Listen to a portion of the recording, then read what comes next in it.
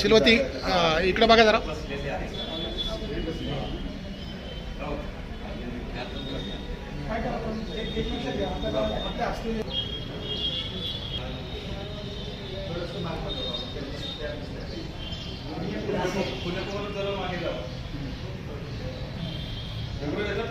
सगळे येतात. चला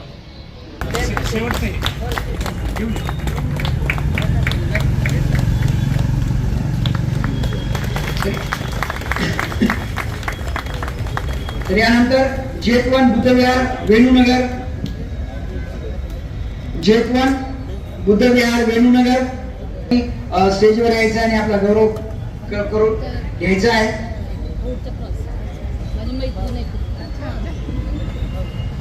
जेतवन आले.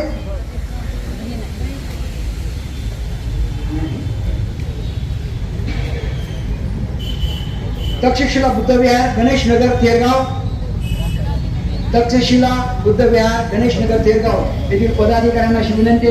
तक्षशिला बुद्धविहार थेरगाव या विहारामध्ये खूप चांगल्या पद्धतीने कार्य केले जातात आणि वारंवार हे कार्य त्या ठिकाणी केलं जात असतं आणि यांच्या कार्याचा सत्कार आपण केला पाहिजे आणि वारंवार त्यांनी हे कार्य केलं पाहिजे. अशा प्रकारची देखील प्रेरणा त्यांना मिळावी आणि त्यांच्या कार्याची दखल आपण घेतली पाहिजे.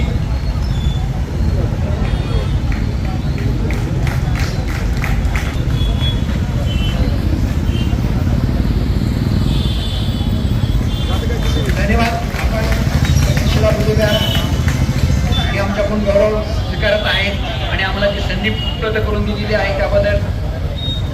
ज्यावेळी उपस्थित नव्हते तर पुन्हा मी आपल्या त्यांची नावं घेणार आहे. तर त्यांचे पदाधिकारी जर उपस्थित असेल तर कृपया स्टेजवर यायचं आहे. त्याच्यामध्ये समस्त चंद्रवणी नगर, सांगवी, महाबोधी बुद्धविहार, पिंपरी सौदागर जे विहाराचा सत्कार आहे किंवा दमोदूत पुरस्कार तो या ठिकाणी थांबतो. तर यानंतर दमजलेल्या सर्वच पुरस्कार प्राप्त अशा मान्यवरांचं मी पुन्हा एकदा स्वागत करतो, आभार मानतो. बंधू आणि भगिनींनो, खरं तर जेव्हा पुरस्कार मिळतो, जेव्हा कधी आपल्यावर पाठीवर थाप पडते, तेव्हा आपल्या पाठीवर किंवा खांद्यावर काही जबाबदाऱ्याचं ओझं येतं आणि मला वाटतं नक्कीच या पुरस्कारानं आपण अधिक जबाबदार झालेलो आहोत. बंधूंनो, सध्याचा काळ जो आहे बुद्ध धर्माच्या दृष्टीने आणि आंबेडकरी विचारांच्या दृष्टीने अतिशय कठीण काळ आहे. अशा कठीण काळामध्ये जर आपल्याला तरुण राहायचं असेल तर दुसरा कोणताही पर्याय नाही. भले आपण राजकारणात कुठेही राहा, परंतु विहारामध्ये येत असताना आपले सगळ्या टोप्या जशा आपण चपला बाहेर ठेवतो तशा त्या बाहेर ठेवायच्या आहेत आणि एक बौद्ध म्हणून विहारात यायचं आहे. बंधूंनो, हा पिंपरी चिंचवड परिसर जो आहे हा आशिया खंडातील एक औद्योगिक नगरी आहे. या नगरीमध्ये अनेक बांधव आलेले आहेत. खऱ्या अर्थानं बदलते कायदे, बदलती धोरणं यामुळे सगळेजण त्रस्त आहेत. कामगारांच्या कामाच्या तास वाढलेले आहेत, पगार वाढत नाहीत, युनियन नाही, अशा अनेक समस्या आहेत. विद्यार्थ्यांच्या समस्या आहेत. कॉलेजमध्ये भरमसाठ डोनेशन द्यावं लागतंय, ऍडमिशन मिळत नाही, ऍडमिशन मिळाल्यानंतर तो खर्च परवडत नाही. अशा पद्धतीने विद्यार्थ्यांच्या समस्या आहेत.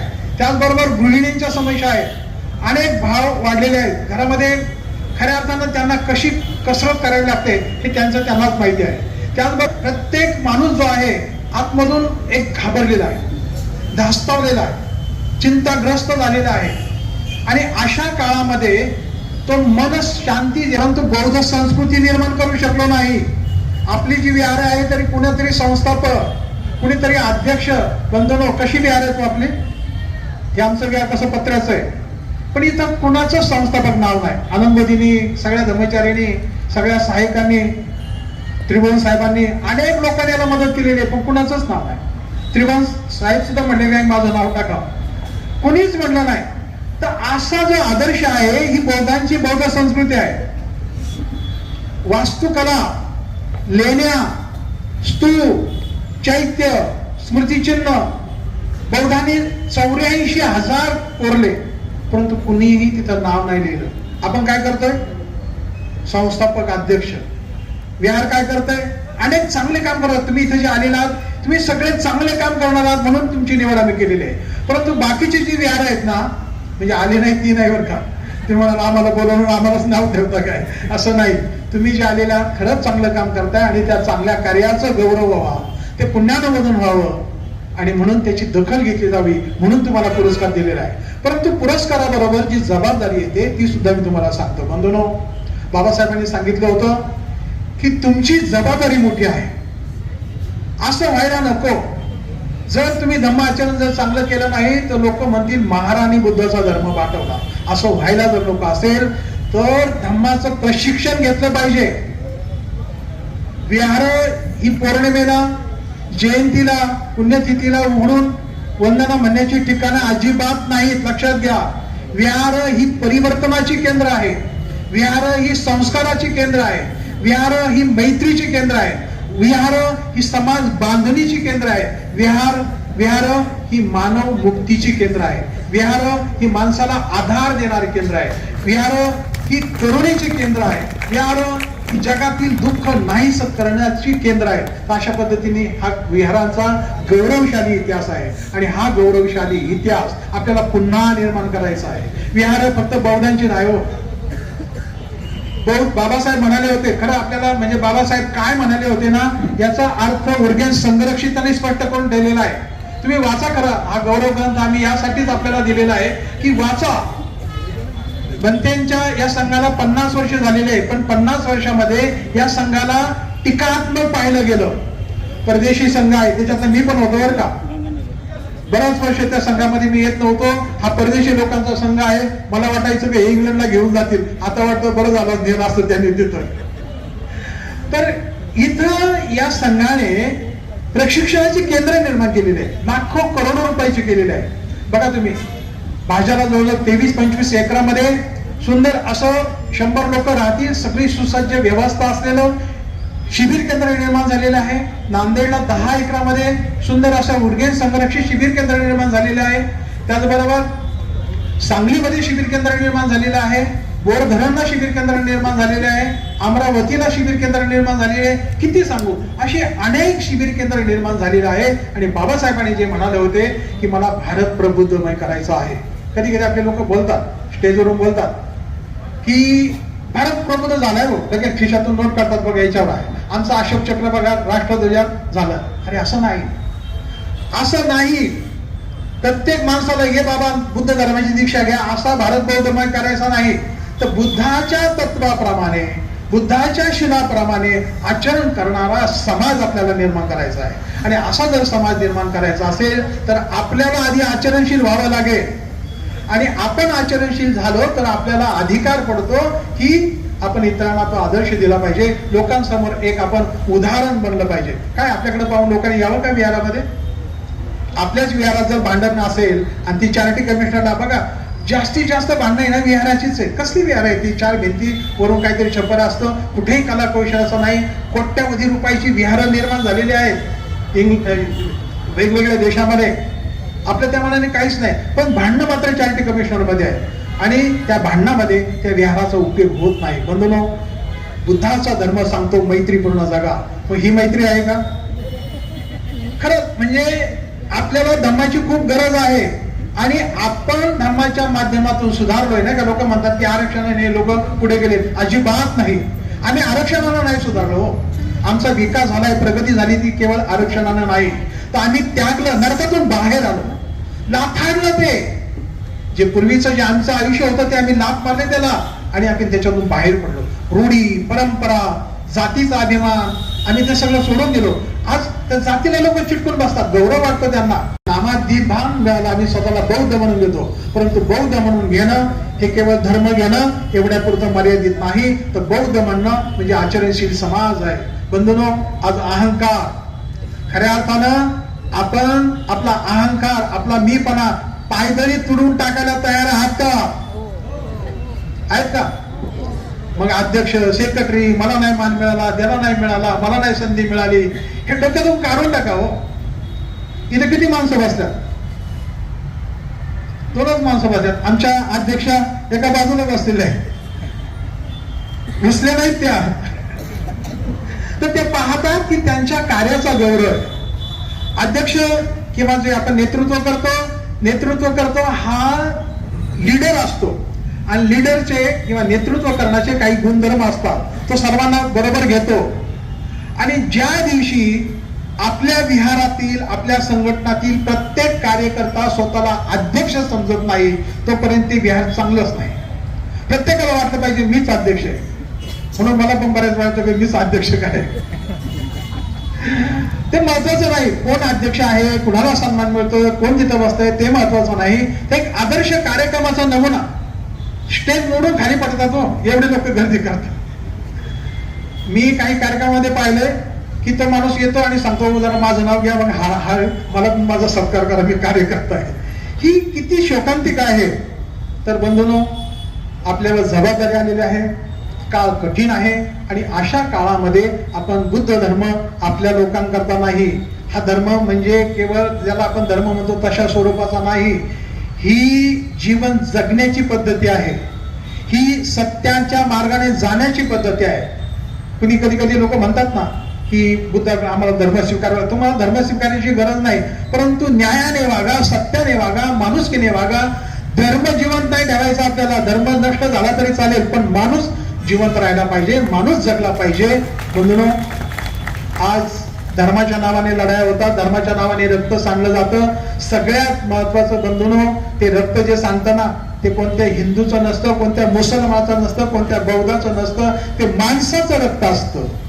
आणि असं माणसाचं रक्त सांगून तो जर धर्म वाढत असेल, त्या धर्माचं जर रक्षण होत असेल, तो धर्म आम्हाला नको. आणि म्हणून बाबासाहेबांनी असा धर्म नाकारला आणि माणसाला जगवणारा, माणसाला टिकवणारा, त्याच्यातला माणूस जागा करणारा असा बुद्ध धर्म आपल्याला दिलेला आहे. आपल्याला चला या विहाराच्या माध्यमातून माणसातला माणूस आपल्याला जागा करायचा आहे. ह्या विहाराच्या माध्यमातून खऱ्या अर्थानं हा मानवता जो धर्म आहे त्याचं रक्षण करायचं आहे.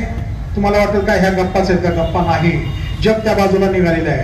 आज अमेरिकेमध्ये, इंग्लंडमध्ये, पुढारलेल्या देशामध्ये बुद्धाच्या तत्वाला अनुसरून जीवन पद्धती कशी जगता येते त्या पद्धतीची जीवनशैली निर्माण होऊ लागलेली आहे. हा बुद्धाच्या धर्माचा विकास आहे, हे त्याचं महत्व आहे.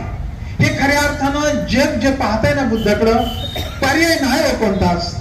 अणुयुद्ध, युद्ध, अमेरिका, कोणता त्याला पर्याय असू शकत नाही. पर्याय एकच असू शकतो, बुद्धाची शिकवण, बुद्धाचा धर्म, आणि जग त्याच्याकडे मोठ्या अपेक्षेने पाहत आहे. आणि म्हणून आपल्याला या विहाराची संस्कृती निर्माण करणं गरजेचं आहे. विहाराची संस्कृती निर्माण केल्यानंतर आपण एकटे न येता आपल्या परिवाराला आणणं गरजेचं आहे. काय आपण ठेवून जाणार होतो? ही जी पिढी आहे ना, त्रिभुवन साहेब आहे, ते राजकारणामध्ये असतील, याच्यामध्ये असतील, ह्या पिढीला जाणीव आहे. वानखेडेताई असतील, नाही का, एका मराठा समाजामधून त्या आलेल्या आहेत. मगाशीच मी सांगितलं की पॅन्थरच्या गळ्यात हार टाकलेला आहे त्यांनी, आणि अशा पद्धतीने त्या धम्माकडे वळवलेला आहे. आंतरजातीय लग्न करणं आणि ते सोडून जाणं, आपला संसार करणं तसं नाही, तर धम्माच्या स्वतःच्या घरात त्यांनी वर्ग सुरू केले, स्वतः धम्ममित्र झाल्या आणि खऱ्या अर्थानं धम्म मार्गावरती आरूढ झालेला पाहायला मिळतात.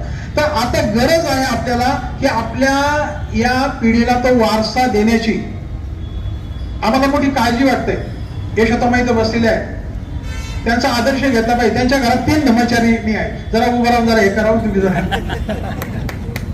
त्यांचे पती, त्यांचा मुलगा, आणि नुसते धर्मचारी नाही तर कार्यरत असलेले धर्मचारी येते, त्या स्वतः कार्यरत आहे. तर घरामध्ये असे धर्मचारी घडले पाहिजेत आम्हाला मोठी काळजी वाटते की आम्ही एवढी मोलाची पुस्तकं जमवलेली आहेत आणि मेल्यानंतर आमचे जे वारस आहेत ना ते 3 दिवसातच वारसा नोंद करायला जातील. नामाधिभान मिळाला, आम्ही स्वतःला बौद्ध म्हणून घेतो, परंतु बौद्ध म्हणून घेणं हे केवळ धर्म घेणं एवढ्यापुरतं मर्यादित नाही, तर बौद्ध म्हणणं म्हणजे आचरणशील समाज आहे. बंधूंनो, आज अहंकार खऱ्या अर्थानं आपण आपला अहंकार, आपला मीपणा पायदळी तुडून टाकायला तयार आहात का? आहेत का? मग अध्यक्ष, सेक्रेटरी, मला नाही मान मिळाला, त्याला नाही मिळाला, मला नाही संधी मिळाली, हे डोक्यातून काढून टाका हो. इथे किती माणसं बसतात? 2च माणसं बसतात. आमच्या अध्यक्षा एका बाजूला बसलेल्या आहेत, बसले नाहीत त्या. तर ते पाहतात की त्यांच्या कार्याचा गौरव. अध्यक्ष किंवा जे आपण नेतृत्व करतो हा लीडर असतो आणि लीडरचे किंवा नेतृत्व करण्याचे काही गुणधर्म असतात, तो सर्वांना बरोबर घेतो. आणि ज्या दिवशी आपल्या विहारातील, आपल्या संघटनातील प्रत्येक कार्यकर्ता स्वतःला अध्यक्ष समजत नाही, तोपर्यंत ते विहार चांगलंच नाही. प्रत्येकाला वाटलं पाहिजे मीच अध्यक्ष आहे, म्हणून मला पण बऱ्याच वेळा की मीच अध्यक्ष काय. ते महत्वाचं नाही कोण अध्यक्ष आहे, कुणाला सन्मान मिळतोय, कोण तिथं बसतंय, ते महत्वाचं नाही. ते एक आदर्श कार्यक्रमाचा नमुना स्टेज मोडून खाली पडतात हो, एवढे लोक गर्दी करतात.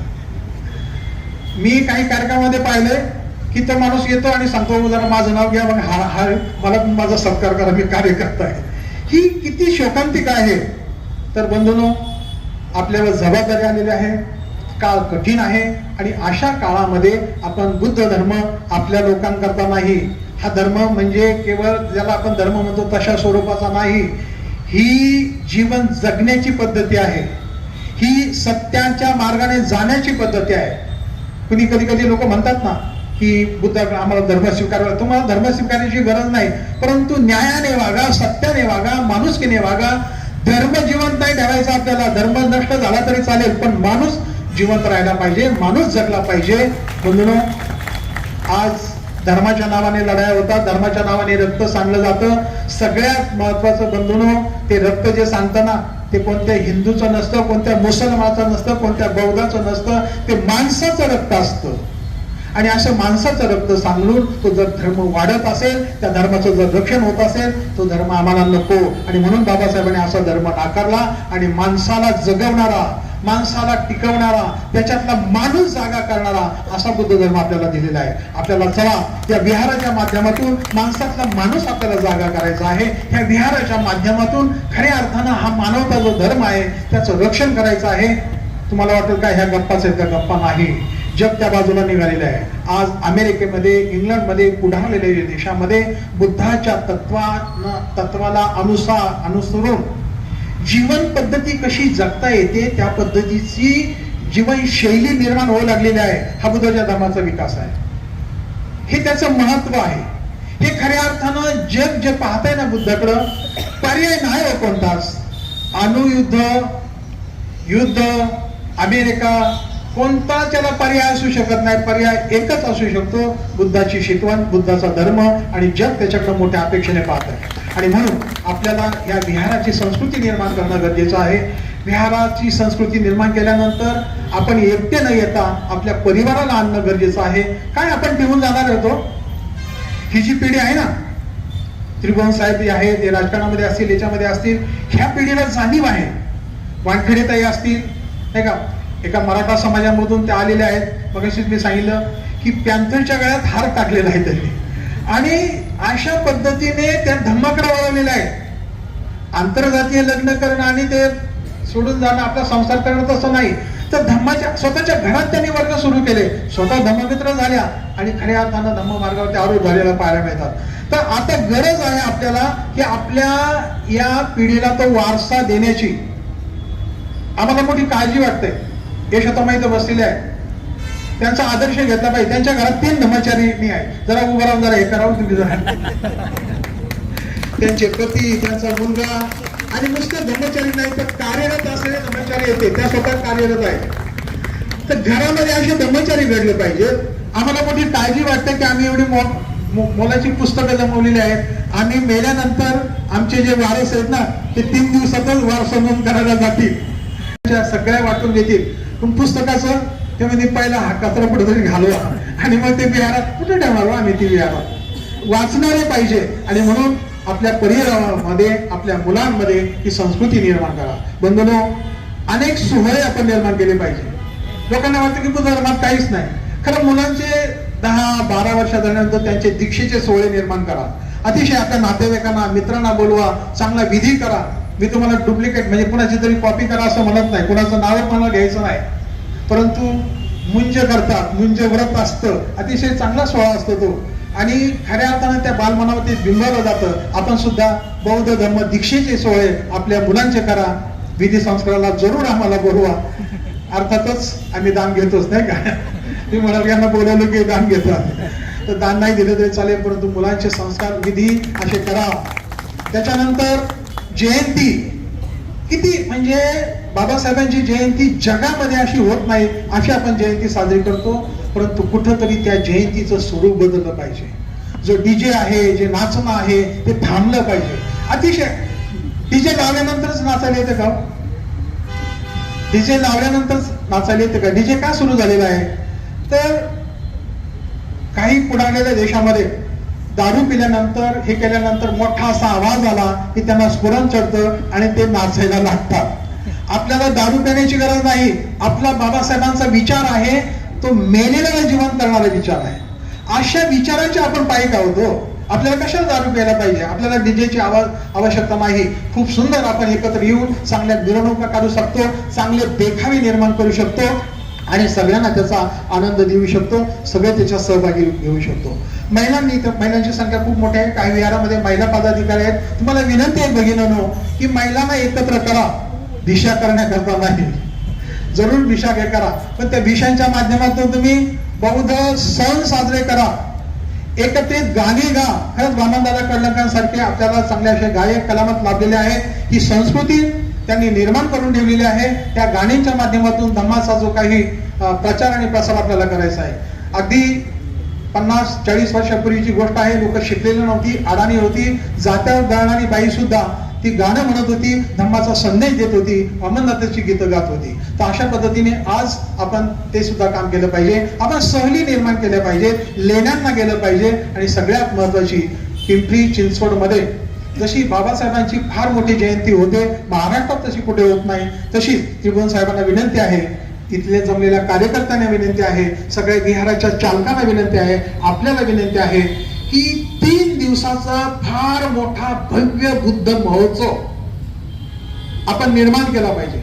सांस्कृतिक, सामाजिक वेगवेगळ्या प्रकारची जी कला आहे ती जोपासली गेली पाहिजे आणि त्याचा आविष्कार फार मोठ्या प्रमाणामध्ये नुसतं करायचा म्हणून आपण कार्यक्रम केले नाही पाहिजे, तर ते आदर्शपणे केले पाहिजे. तर मला वाटतं तुम्ही म्हणाल की पुरस्कार द्यायला बोलवलं, शिक्षा नाही. बंधूंनो, एक कळकळीची विनंती आहे, हृदयापासून विनंती आहे.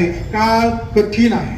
बौद्ध संस्कृती ही आपल्यासाठी, आपल्या पुढ्यासाठी जर जतन करून ठेवायची असेल, या जगातील मानवाला सुखी करायचं असेल, त्याच्यापर्यंत जर ती पोहोचवायची असेल तर विहार कार्यरत झाली पाहिजे. आणि म्हणून मी जाता जाता तुम्हाला एकच सांगेन, येणाऱ्या काही दिवसामध्ये सर्व विहारांच्या पदाधिकाऱ्यांची 1 दिवसाची कार्यशाळा, विहार कशी चालवायची, धम्माचं महत्व काय आहे, अशा स्वरूपाचे जर आयोजन केलं तर नक्कीच आपल्याला आपल्या विहारामध्ये चांगल्या पद्धतीचं कार्य करता येईल. तर त्याचं सुद्धा आपण आयोजन करायचंय. तुम्ही आयोजन करा, आम्ही यायला तयार आहोत. अर्थात आम्ही काय फार मोठे गुरु शिक्षक असं नाही, ते एक मित्र म्हणून सगळ्यांनी आपण एकत्र आलं पाहिजे, चिंतन केलं पाहिजे आणि बौद्ध संस्कृती आहे ती रुजवण्याचं काम केलं पाहिजे. धन्यवाद. आपण खूपच शांतपणे ऐकलेलं आहे.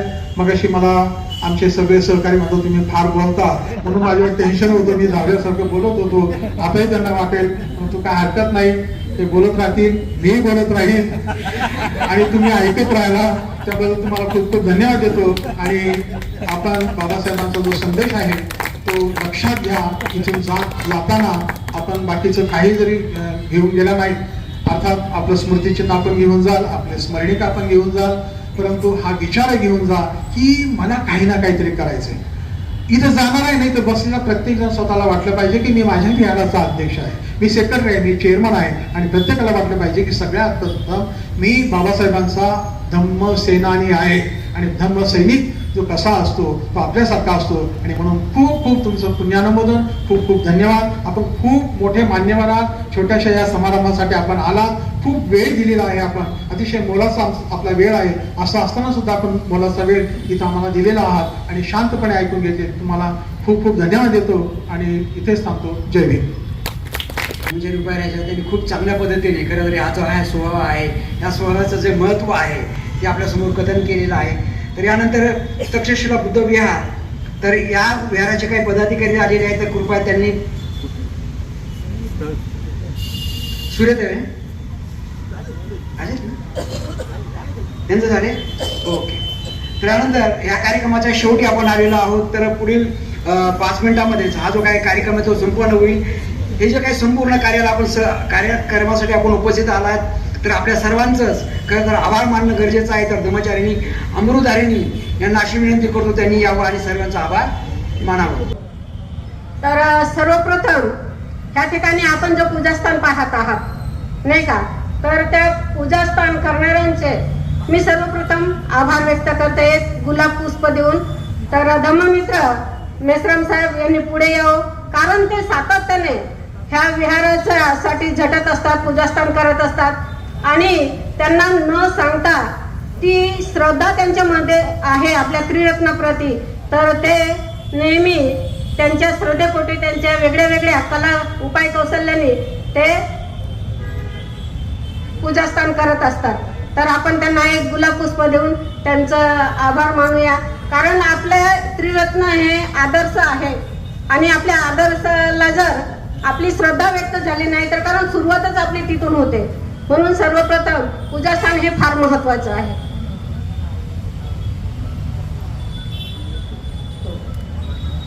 तर आदरणीय धम्मचारिणी शिलवतीजी हे त्यांना एक गुलाब पुष्प देऊन त्यांचं आभार मानतील. सर्वांनी जोरदार टाळ्यांच्या याच्यात.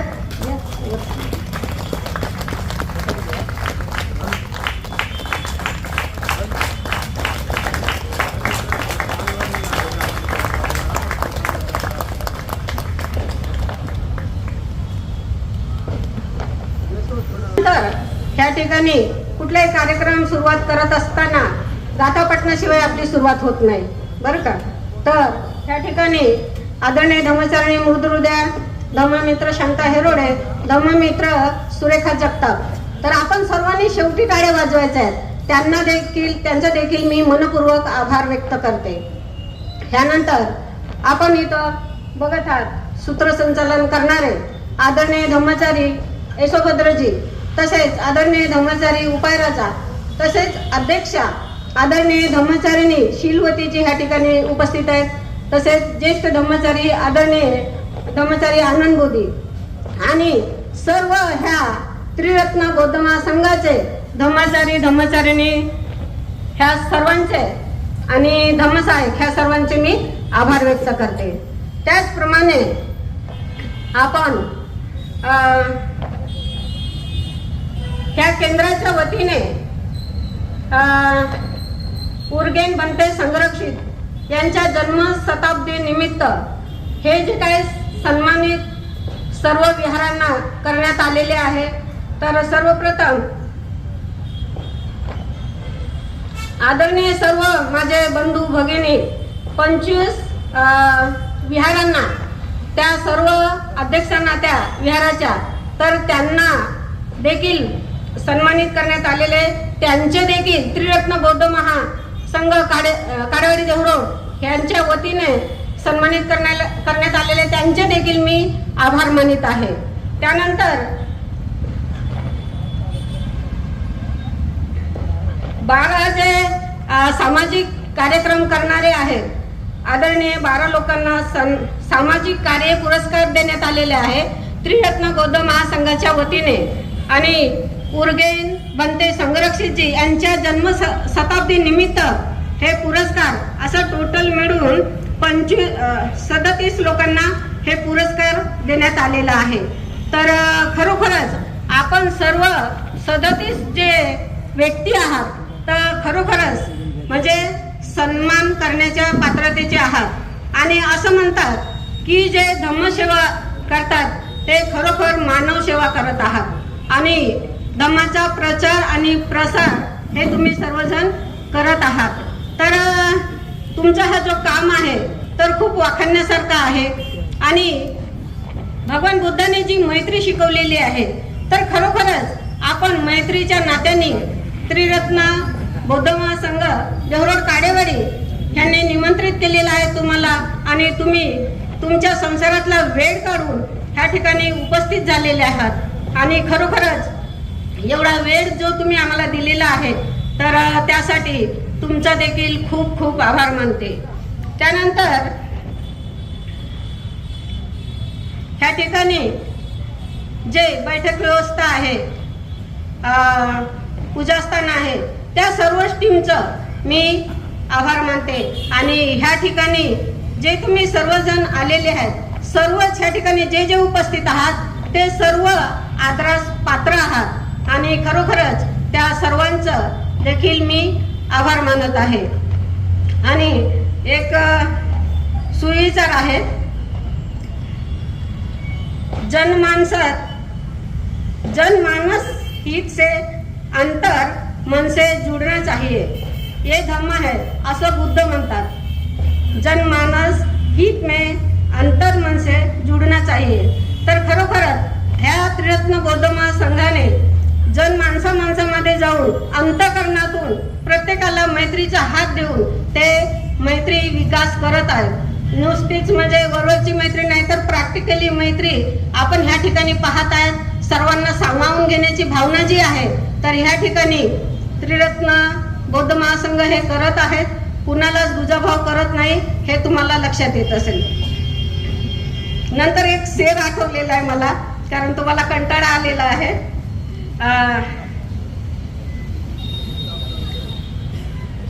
गालिब जिंदगी भर एक ही गलती करता रहा, गालिब जिंदगी भर एक ही गलती करता रहा, धूलती चेहरे पर लेकिन आईना साफ करता रहा. आता याच्यावरून तुम्हाला समजायचे की धूळ आपल्याच चेहऱ्यावर असते, पण आपण नेहमी दुसऱ्याला दोष देत असतो, दुसऱ्याच्या चुका काढत असतो. आणि असं न करता जर आपण स्वतःकडे पाहिलं, आपल्या चेहऱ्यावर किती धूळ आहे, आपल्या अंतःकरणामध्ये किती राग लोभ द्वेष आहे, हे जर का आपण कमी केलं तर खरोखरच हे मैत्रीचं नातं नक्कीच विकसित झाल्याशिवाय राहणार नाही. तर अशा पद्धतीनं मी हे थोडक्यात माझ्याकडे जे आभाराचं काम दिलेलं आहे तर मी तुम्हाला जास्त वेळ न घेता तुमचं मी बरोबर 5 मिनिटात संपवलेलं आहे. आणि माझ्याकडून कोणी राहून गेलेले असतील त्यांचं सर्वांचं इथे एक व्यक्ती राहिलेलं आहे महत्वाचं, ते भीमराव तुरुकमारे, कारण ते पत्रकार आहेत आणि सगळ्या कार्यक्रमाचं ते ना म्हणजे जी काही माहिती आहे तर ते त्यांच्या न्यूजवरती देत असतात.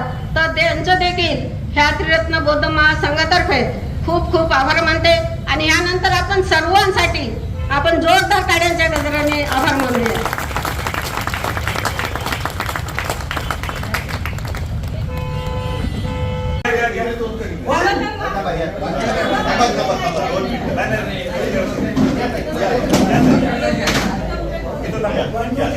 परला हात फोटो आता पाठवतो.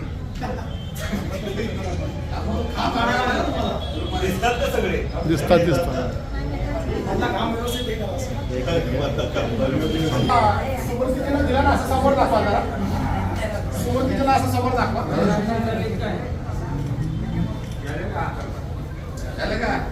ओके आंबेडकरांचा, डॉक्टर बाबासाहेब आंबेडकरांचा, तथागत भगवान बुद्धांचा, तथागत भगवान बुद्धांचा, वंदे संरक्षितांचा.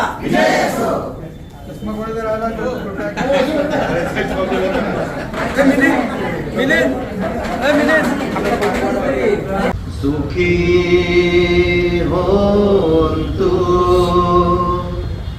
राहो राहो राहो सुखाने हमानो इथे या भूवरी या इथे राहो सुखाने हमानो इथे या भूवरी भूवरी या इथे आ